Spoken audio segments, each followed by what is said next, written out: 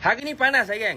Bila rakyat Malaysia ni tengah naik menyampah lah dengan pelarian Rohingya yang bersepah dekat Malaysia ni. Sebab perangai dia ni tak ada tamadun, tak ada civic, tak ada pelajaran. Jadi kebanyakannya rakyat Malaysia ni minta supaya rakyat Rohingya ni, kerajaan ni keluarkan, halau rakyat Rohingya ni keluar daripada Malaysia. Tiba-tiba hari ni Menteri KDN Saifuddin lah, dia keluarkan kenyataan, dia beritahu kita tak boleh nak halau pelarian Rohingya ni secara suka-suka hati. Pandangan peribadi aku lah, pada awal isu Rohingya ni memang aku simpati gila lah. Sebab kita tahu kan, kita baca sejarah, kita tahu macam mana junta Myanmar ni dia kejam dengan rakyat Rohingya. Walaupun perangai dia orang ni tak senonoh, tapi kita ni ada sifat manusiawi.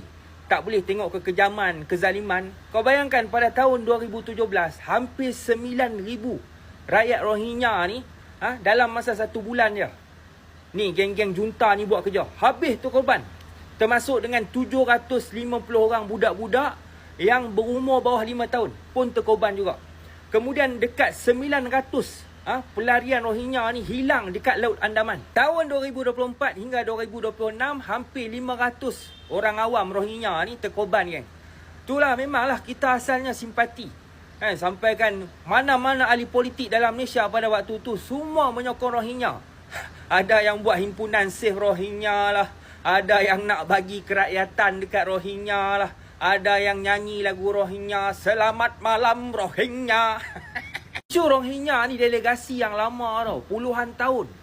Pelarian Rohingya ni ada dekat Malaysia. Daripada zaman Mahathir lagi, bertukar Perdana Menteri pun ada lagi pelarian Rohingya ni.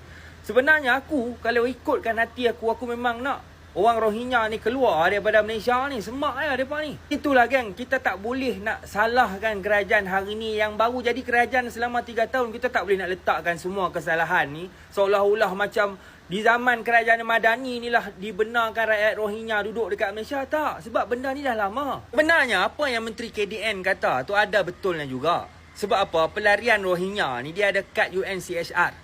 UNCHR ni dia punya agensi dia PBB. Negara kita ni terikat dengan PBB.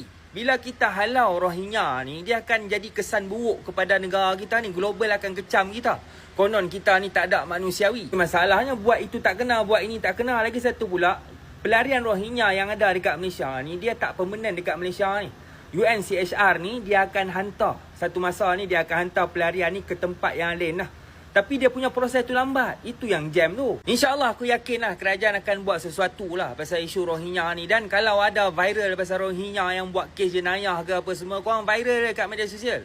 Bagi kerajaan ni cepat ambil tindakan lah. Ada satu benda yang aku nak puji kerajaan. Kau bayangkan selama puluhan tahun pelarian Rohingya ni masuk ke dalam Malaysia, kita tak tahu berapa jumlah yang tepat pelarian Rohingya ni datang ke Malaysia. Kita tak tahu jumlah yang tepat.